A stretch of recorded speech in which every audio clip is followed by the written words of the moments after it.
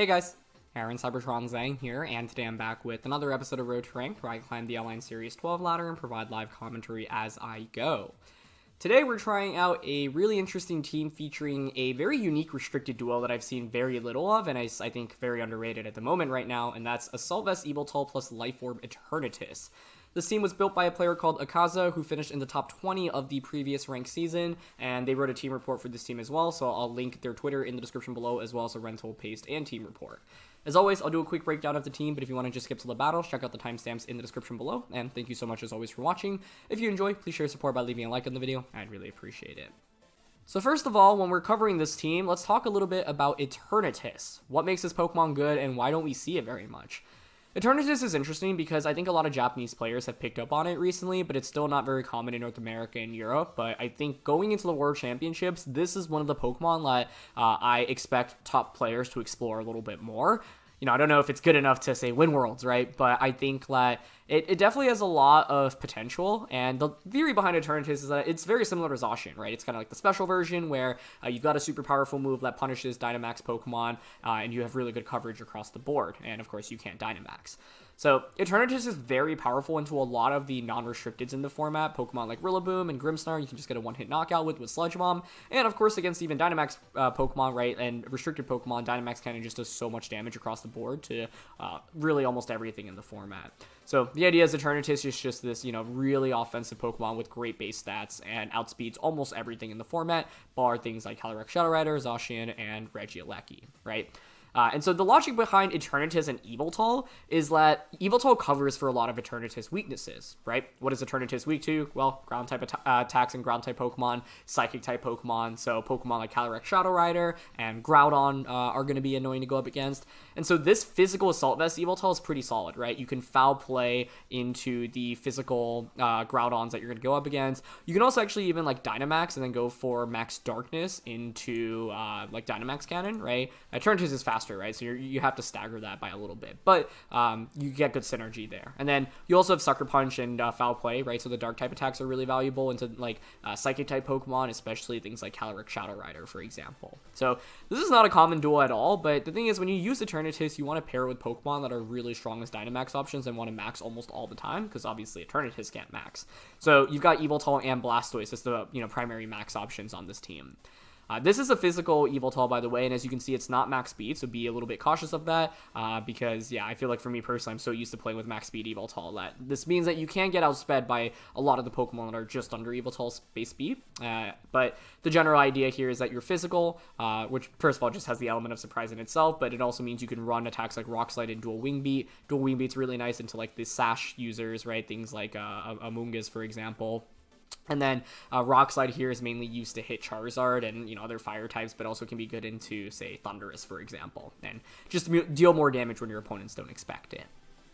The next Pokemon I actually want to talk about here is Blastoise, because Blastoise is actually like what the original team creator had built around, right? So Blastoise isn't anything new, we featured on the channel a lot, but the logic is that this Pokemon does a ton of damage through G-Max Cannonade and can take advantage of all the Kyogres in the format and the rain that they set up, right? You think about a combination like Kyogre and Zacian, and if they set up the rain, Cannonade can just absolutely demolish the Zacian. You've got the Wakamberry here, so you resist Max Lightnings from opposing Kyogres, and what's cool about this Blastoise is it also doubles down as a supportive set with Fake Out and Helping Hand, so the logic here is that you can go with something like Blastoise Yveltal or Blastoise Eternatus and just pressure with a quick Fake Out into a strong move here or a Dynamax on Yveltal, but, you know, once Blastoise doesn't Dynamax, if you max Yveltal over Blastoise, you have to consider like your offense is going to be a lot worse, right? So keep that in mind. But the general idea is that Blastoise is just still a really powerful pick in the format, and one of the things is that there aren't that many common water types outside of Pokemon like Kyogre and Gastrodon, and so you can often get a lot of value out of Cannonade, whereas, you know, for something like G-Max Wildfire from Charizard,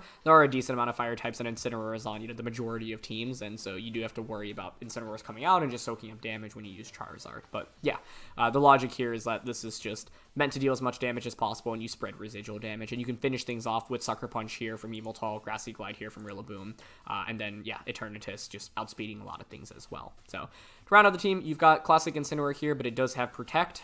Protect is just one of those moves that players very rarely expect on Incineroar, so you can use that to catch them off guard, as players will often double up into this slot. Rillaboom is pretty standard here as well. It's an offensive set with Miracle Seed, Grassy Glide, and High Horsepower, and so obviously designed to hit the water types on the opposing teams like Kyogre and Gastrodon, but High Horsepower helps against Zacian and Incineroar. And then finally, Iron Defense Leftovers, Body Press, Protect Bronzong. This allows for another means of speed control, so against the really fast-paced teams, you can angle to just set up Trick Room, and then even use Yveltal and Eternatus under Trick Room. So, in terms of leads with this team, I think there are a lot of options. I love leading Blastoise plus something like Eternatus and Yveltal because of the flexibility of this as both support and offense on turn 1, but Fake Out plus any of the restricteds is good. Yveltal Eternatus is a strong, duo. If you want to angle to set up Trick Room, one of the starters plus Bronzong, to pressure Fake Out into Trick Room is also pretty valuable here. So, yeah. Really excited to try this team out, and Yveltal Eternatus plus Blastoise, really interesting trio here. So, yeah, let's get into things. Alright, our first game of the day, and we are actually up against Jin, who I know is a streamer. And so he's using Lunala Groudon with Thundurus, Landorus, Incineroar, and Venusaur. Sometimes you'll see like a Grimmsnarl over the Landorus slot here, but otherwise pretty standard Lunala Groudon composition. Assault Vest Yveltal should theoretically be pretty powerful here, but I obviously have to watch out about the Thundurus. To which Eternatus is really powerful, just with Dynamax Cannon in itself. We don't have Sucker Punch on Yveltal, so I can't go for something like a Sucker Punch plus Dynamax Cannon. Bronzong's actually quite powerful here as well if we can get Trick Room up with it, but that's easier said than done. You know what I'm actually interested in? Like a Blastoise plus Eternatus lead, because I can Helping Hand immediately with Eternatus, Yveltal in the back. And then for the last one, I think Incineroar is always okay here into a matchup with Groudon. Yeah, I think I'm okay with it here. I think there's so many options we can bring here. Like, I could definitely try to play towards the Trick Room route, right? And, like, lead Bronzong and just try to set up Trick Room from there. I could definitely bring up the Rillaboom for, just a really powerful grass type attack into Groudon. But I think Eternatus here can really shine because it does outspeed my opponent's team. And Helping Hand support from Blastoise here I think is also incredibly valuable. So, depending on the leads, like, I can max Blastoise, right? It's going to be Thundurus Lunala. Okay, this is actually pretty interesting because, like, I could Helping Hand Dynamax Cannon. I could also just max Blastoise and, like, go for Cannonade plus Dynamax Cannon onto Thundurus immediately. I'm kind of down for that because we have the Wakamberry. And I've got Incineroar plus Yveltal in the back. So, yeah, Cannonade into Thundurus and Dynamax Cannon here.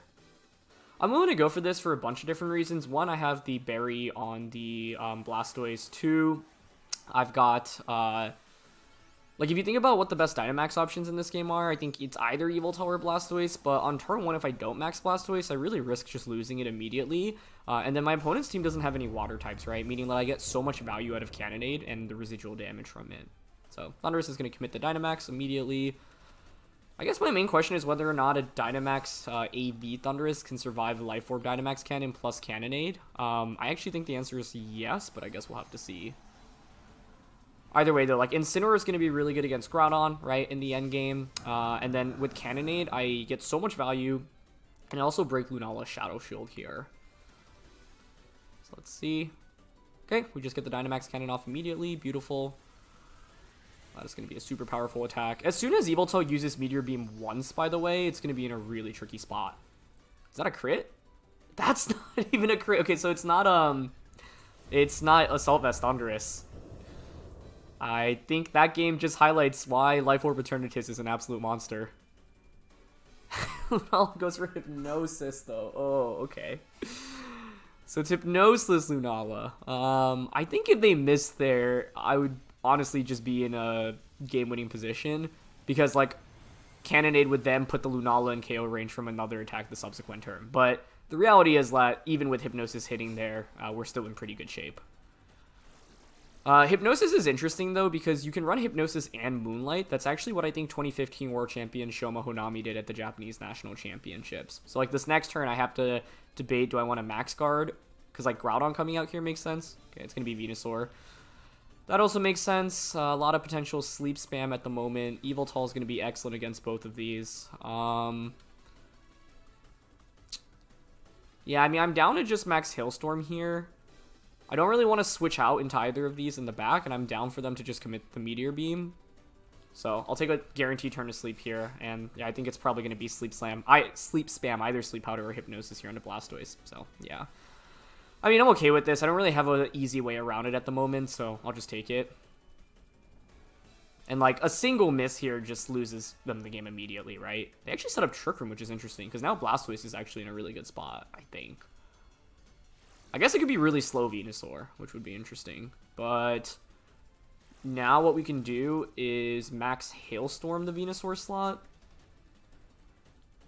I mean, like, I do have to wake up sooner than later with these Pokemon, right? But Hailstorm and just Dynamax Cannon into Lunala seems okay. With Incineroar and AV Yveltal in the back, I feel pretty good. But I could lose this game just off, like, max sleep turns on both Pokemon the entire time. Which admittedly would be pretty frustrating, but I think with Incineroar and Yveltal in the back, and we managed to wake up immediately, I think that should... I wouldn't say the game's won quite yet, but yeah, that's why I was kind of surprised to see Trick Room, because Blastoise just really gets to thrive under Trick Room here. So, we get the knockout cleanly. And yeah, I think like that first turn is just the perfect highlight for why Eternatus is a really valuable pick, right? But this team is very heavily centered around Blastoise, right? And so with the Wakam Berry, I could, play with a little bit more confidence on turn 1 of this battle. So Meteor Beam is going to connect here. Okay. But the thing is, now that you've committed Meteor Beam, you can't really do very much to either Incineroar or Yveltal. And we do stay asleep there. Honestly, would have not minded them picking up a knockout there because it would have just granted me a free knockout. But you can see how much value I'm getting out of Cannonade right now, right? Lunala is down to its last little bit of HP, essentially. We've seen Meteor Beam, Trick Room, Hypnosis. So I don't think it's going to have Moonlight. Like, I would be just shocked, absolutely shocked if you dropped Meteor Beam here. Sorry, not Meteor Beam, Moongeist Beam for Moonlight. So I think the one thing to really watch out for at this point is probably Swords Dance Groudon. But I've got Incineroar and Yveltal in the back. And we know Lunala should faint after this turn. So I think here I'm willing to just click Hydro Cannon into Groudon and then switch out into the Incineroar. Basically, what am I worried about here? Like, at this point, Lunala's already committed the Meteor Beam, right? So I don't need to worry about, like, switching Incineroar and just losing it to a Meteor Beam prediction. Groudon here might have Wider, but we have the Shuka Berry anyway, so I'll just resist it. Or not resist it, but I won't feint to it, and then I can just switch Incineroar back out into Eternatus and cycle it back in. So it is going to be Wider, but I'm totally okay with that, because now it just means Hydro Cannon is so valuable, right? So Blastoise gets the Hydro Cannon off in Sun, and that does over 50% by itself. It is just going to be Precipice Blades here, and we actually dodge it on Incineroar as well, which is fairly fortunate, but there are just so many inaccurate attacks between Precipice Blades, Sleep Powder, and the like Hypnosis, right? So it's hard to feel comfortable hitting all of those, but that's one of the things about using Lunala Groudon as an archetype. Like, you just have to accept that you're going to miss a fair amount of attacks sometimes, right? Because it's like, that's just kind of what happens when you use these attacks, right? But the thing is, like, like Lunala Groudon as an archetype is so powerful. These attacks are so strong that you're not going to run any alternatives. And so the main thing is that you just have to be willing to accept that sometimes you are going to miss. Given the double up onto the Blastoise there, even if Precipice Blades had hit and crit, I think Yveltal always just wins the end game here with the foul play anyway. So yeah. But shoutouts to Eternatus for just getting a one-hit knockout onto the Thundurus to start the game. Because if you're not Assault Vest there, like, what you can do is essentially go for a Protect on Thundurus turn 1, and then just launch Hypnosis off into Eternatus immediately. So we got fairly lucky that that didn't come out on turn 1, but yeah. If I had to guess, he probably just wasn't expecting the Life Orb Dynamax Cannon to get a one-hit knockout onto Thundurus. And I was expecting it to be Assault Vest, which is why I was doubling up into it. But a Protect there into a Hypnosis would have been really bad. Mainly because I didn't really consider the Hypnosis option. It's not the most common attack on Lunala. But yeah, I don't know what I can really do to cover for it either, right? Because I just can't knock out the Lunala before Hypnosis comes out. So, yeah. But Eternatus gets a one-hit knockout onto Dynamax Thundurus to start the game, and our time with the team. So, obviously very pleased about that. Let's keep things going. Alright, next match of the day. Oh, boy. Xerneas, Mewtwo, Hitmontop, Volcarona, Sableye, Dragapult. That is so cool. Do you ever think you'd be watching a Road to Ranked episode where it's Eternatus Yveltal against Xerneas Mewtwo? Because I definitely would have never predicted any of those for Restricted as a matchup here.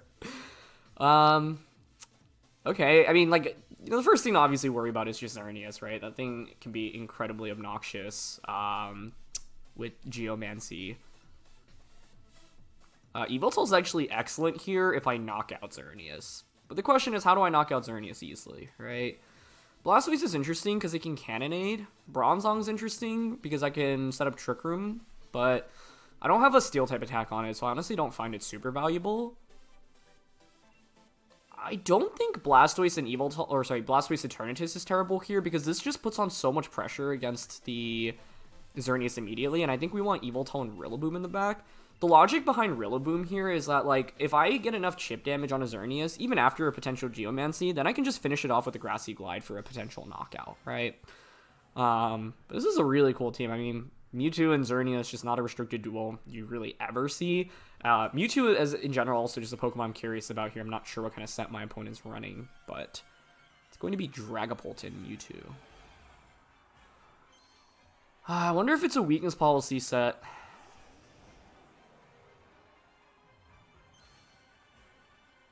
I honestly think it might be. I don't know, like, Dragapult Brutal Swing. We're not max speed Eternatus here because we're modest, so that's also no good for us. Okay, I think turn one, what I want to do is Dynamax, go for Cannonade onto Mewtwo, and switch Eternatus out into Yveltal. I really don't know what to expect from this duel right now, right? This is not a common lead really at all. These Pokemon aren't really common in Series 12, and so once again, that's the beauty of the element of surprise in Best of 1 when you use Pokemon that are a little bit more niche. Could also be, I don't know, Physical Dragapult. That would be interesting. Or just, you know, Special Dynamax, Physical Dynamax. Like, when I say Dragapult now, I'm more inclined to think it's support rather than an offensive variant, but it obviously could be either here. Mewtwo actually switches out, okay. Into Xerneas, I'll gladly take that. Like, Cannonade into Xerneas here is such a strong start. But I feel like then they're going to max Dragapult here, but I guess we'll see. Okay, no Dragapult max either. This is what I was saying, right? The idea is to just chip away at Xerneas, and now I even get a Cannonade off pre-Geomancy, which is awesome. So, this could be like Light Clay, dual screen support Dragapult, but the residual damage from Pokemon like Blastoise, Venusaur, and Colossal, and Charizard are just so good against Xerneas in this format.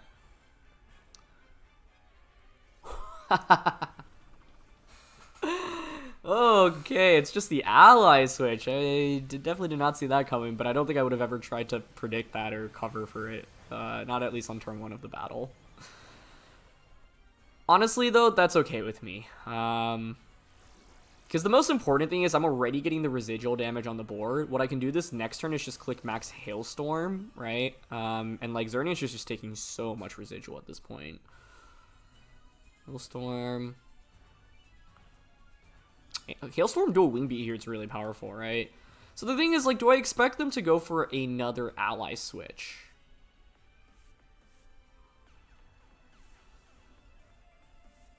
Honestly, I think they will. It's because if I land the dual Wing Beat into the Xerneas slot, we're actually in super good shape. Even if we don't, I actually think we're still fine. But I'd really like to get it.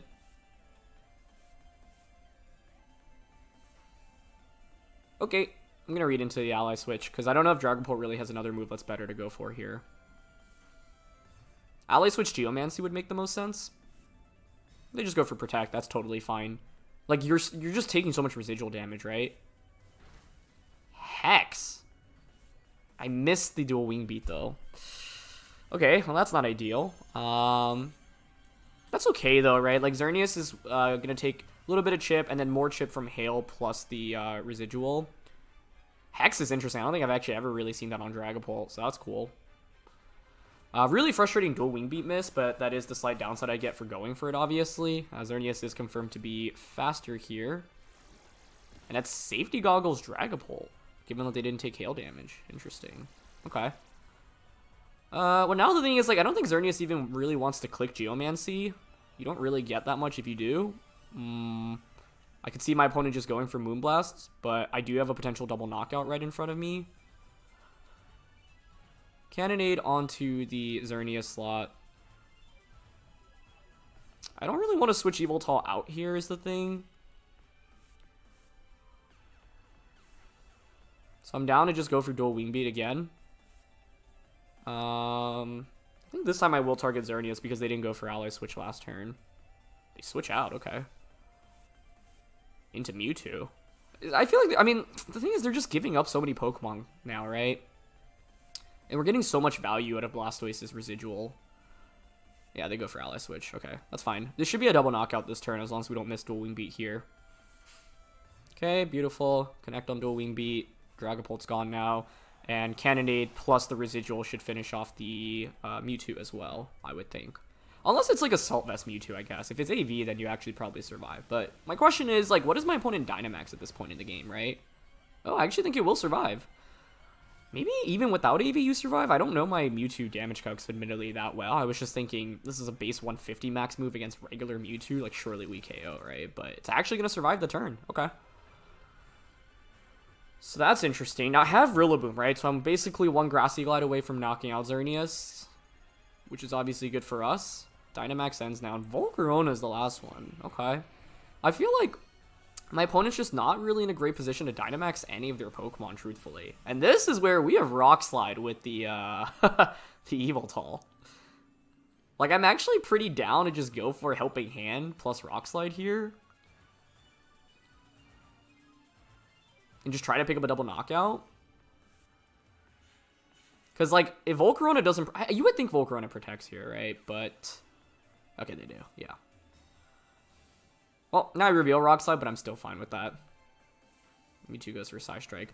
I honestly want Blastoise to faint at this point in the game, because I'm looking for the free switch into a Rillaboom, but we do awkwardly survive. Okay. Okay. Well, Mewtwo's going to faint now. And now it's going to be Xerneas plus Volcarona. So, I'm still curious, right? Like, who do you Dynamax here? We have the Assault Vest, but, like, Yveltal being slower here is actually a little bit awkward for us. Like, I don't actually have the speed advantage right now. The Eternatus will outspeed both of my opponent's Pokemon, which is good. So, Xerneas is going to come back in, right? I mean, if you don't Geomancy, then I feel like I should win the game with the Eternatus. And if you do Geomancy here, it means you're not attacking with Xerneas. So I'm down to just Hydro Cannon here into the Volcarona slot.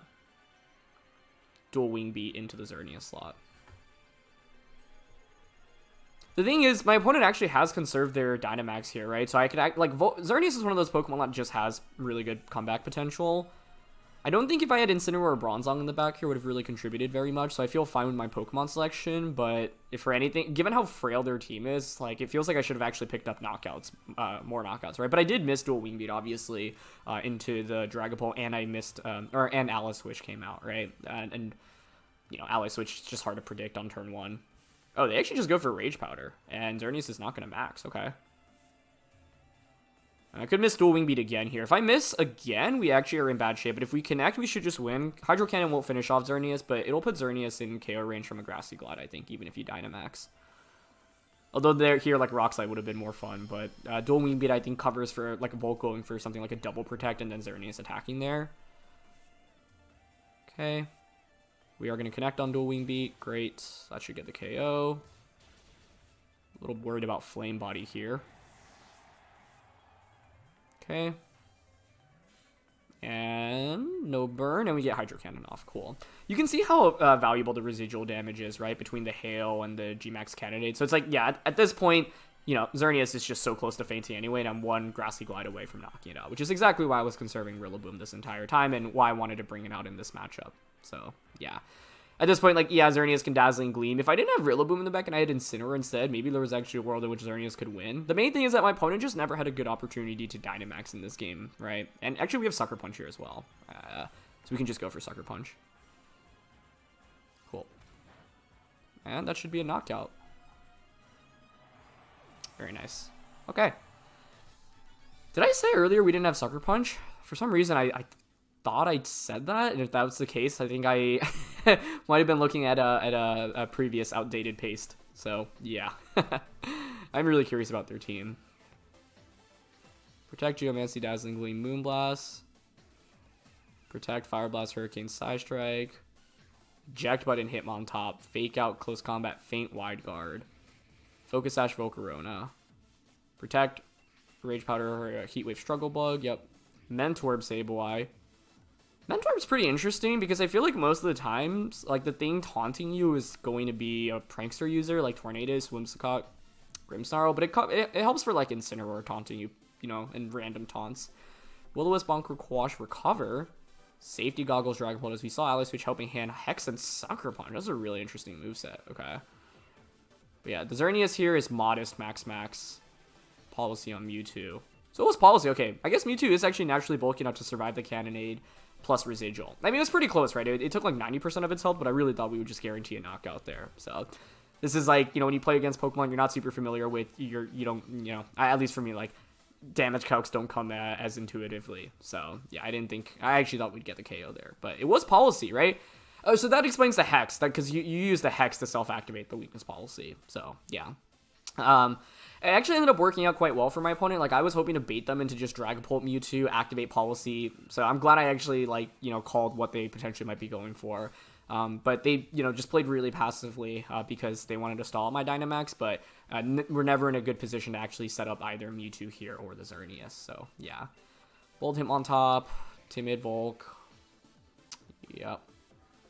And then, yeah, this is Timid Dragapult, which is pretty interesting to see. So you minimize, obviously, the amount of damage you do to yourself, and you can Sucker Punch to self-activate policy as well. So a really cool team here. Unfortunately for them, they just really never got the ability to actually, you know, get the boosts off. But Blastoise, once again, demonstrating how strong of an option it can be. So let's look for a third. All right, third game of the day here, and it is a very classic Zacian Kyogre team. This is, you know, still one of the more dominant archetypes and ways to run it. We recently featured a somewhat similar version with a couple of, you know, slight changes, like a Moongus, for example. But yeah, this is still just one of the most consistent archetypes in the format. So Blastoise was kind of designed to really have a favorable matchup here. So I think it's going to be Blastoise, Rillaboom, Eternatus, and Yveltal again. The question is what I want to lead with here. I don't know, I've really been enjoying this Blastoise Eternatus lead, because it's so flexible. Like, I can fake out and go for an attack with Eternatus, I can protect Eternatus and Max, I can Helping Hand Max, I could even switch out into Incineroar, right? Oh, I guess the thing here is, like, do I want to bring Rillaboom, because it obviously offers a much more favorable time into the Kyogre. The thing is, I'm actually not sure we need it. I mean, what's Physical Yveltal contributing here? Dual Wing Beat's pretty powerful. It does feel slightly weird to not bring Rillaboom into this matchup, but I actually value the Intimidate from Incineroar a lot more, I think. So, we'll see. I think you could definitely, like, make a very strong argument for Rillaboom over one of the Pokemon. I don't know if I want to drop my Restricteds here, personally. Like, I definitely don't want to drop Eternatus. Yveltal is interesting because it's not that strong, but, like, you know, Foul Play into Zacian is actually still a ton of damage. And Dual Wing Beat into Kyogre is also quite good. They're going to go with Grim and Kyogre. Okay. So we have a lot of options on turn one. One example is actually Fake Out Sludge Bomb into the Grimmsnarl. Another one that I'm thinking of is actually to just protect Eternatus, Dynamax, and Cannonade into Grim.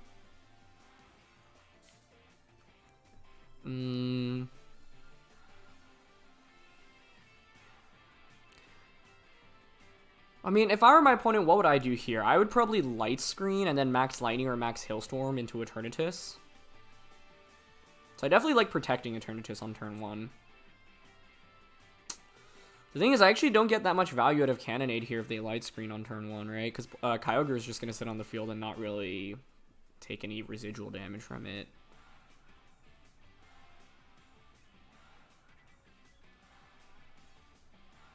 I'm actually...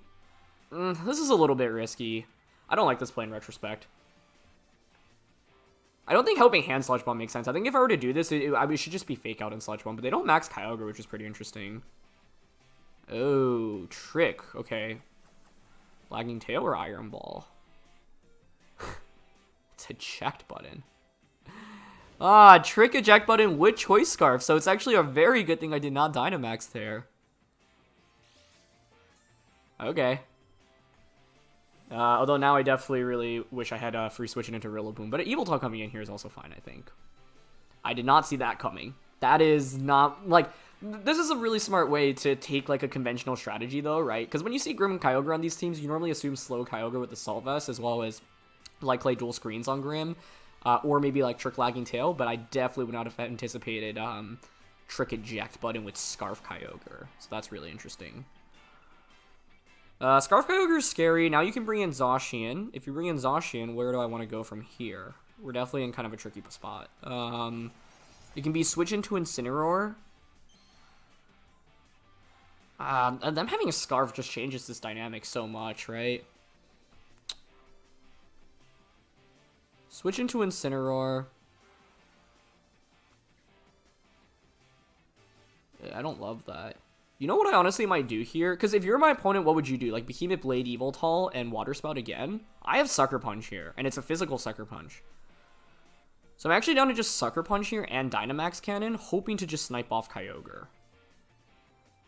They also could just max here, right? But they don't. Okay, cool.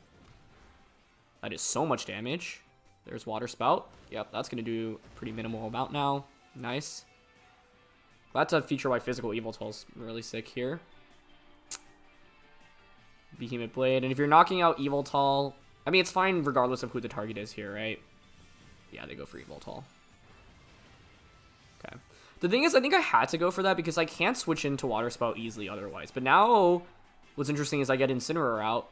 I can even angle to Dynamax Incineroar in this game, but I don't know if I love that.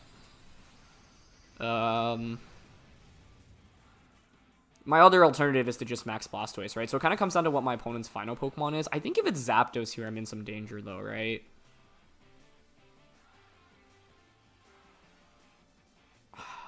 It's probably Zapdos. What is that? Yeah. I really like how my opponent played this game, but yeah, I mean, it was just the eject button plus Scarf combination that I really didn't expect. And it's like, even if I brought Rillaboom, I don't think I would have had the, like, easiest of times here, because, like, Rillaboom sure is good against Kyogre, but it's really poor into the rest of my opponent's team. But I'm never clicking Fake Out onto Kyogre turn 1 of the battle. So now if you're my opponent, you expect Fake Out into Zacian, right? It makes sense for Zapdos to Dynamax, and for, like... Zacian to protect? The thing is, I guess, do you even consider protecting, right? Because you're not worried about me actually KOing you anyway. It could be a double protect here. So, like, I'm thinking of actually switching out into Blastoise to read into the double protect. Dynamax Cannon Zapdos. I'm already kind of behind in this game, so I'm willing to go for a play like this. But if, I don't know, like maybe Zapdos is bulky, right? And so maybe you can just take the Dynamax Cannon anyway. Zapdos does go for max, yeah. But, I don't know, because the thing is, like, my Blastoise has taken so much damage already, like, even with Intimidate and Wakandberry, like, if I max it, I still take so much from Zapdos and Zacian, right? So we'll see if they decide to go for a Protect here with Zacian. If so, I think we can still be in the game. They Sacred Sword, though. Okay, that's interesting. Maybe we're still okay, then? Because I will get Dynamax Cannon off. I don't expect this to KO Zapdos, though, right? Should be bulkier than, like, the, Thundurus that we went up against previously. Yeah, it does take that decently well. Yeah, and I just lose both Pokemon here. And Max Lightning. Oh, yeah, plus I didn't even have the Berry anymore because they switcherooed it. I actually think this game could still be winnable, though, because I do indeed have Protect on Incineroar. And I'll get another Intimidate off onto Zacian. And I have my Dynamax intact. I think it's still tough, though, because I can't one-shot them with the rain being up. If I had just gone for Fake Out last turn, would have gotten the KO. They went for Lightning. Instant would take so much damage. I think I'd probably lose the game. Maybe my play was to actually just Dynamax. Or even Protect Instant last turn. That would have been interesting. We don't have any speed on this, do we? Let me double check. It's 12 speed EVs. Yeah, that doesn't really make too much of a difference here.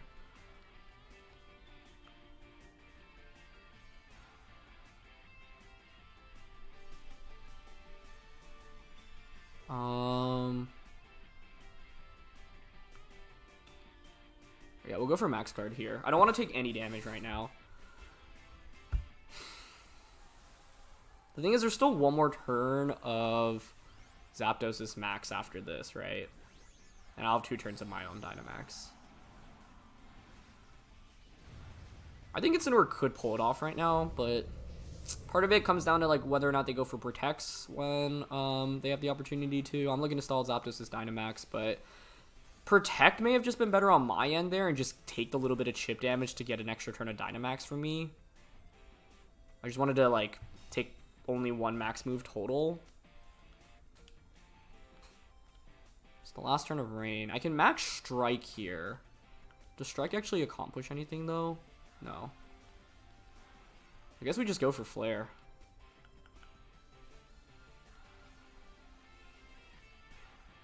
I'll target Zapdos.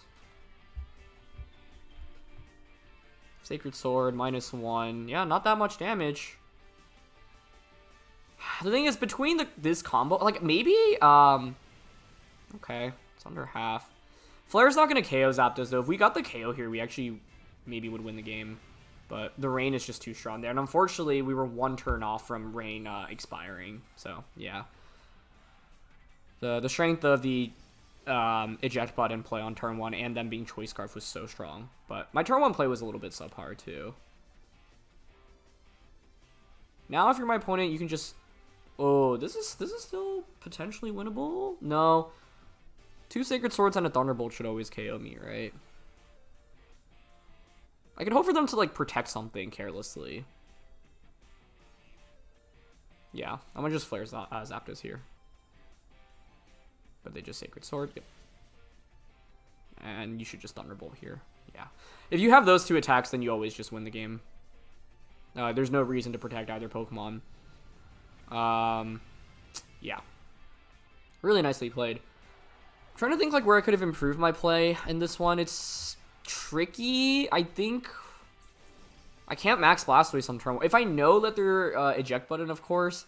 Actually, yeah, the misplay was going for Helping Hand. It makes no sense to Helping Hand when I have Fake Out with Blastoise, unless I'm expecting Grimmsnarl to be faster there, right?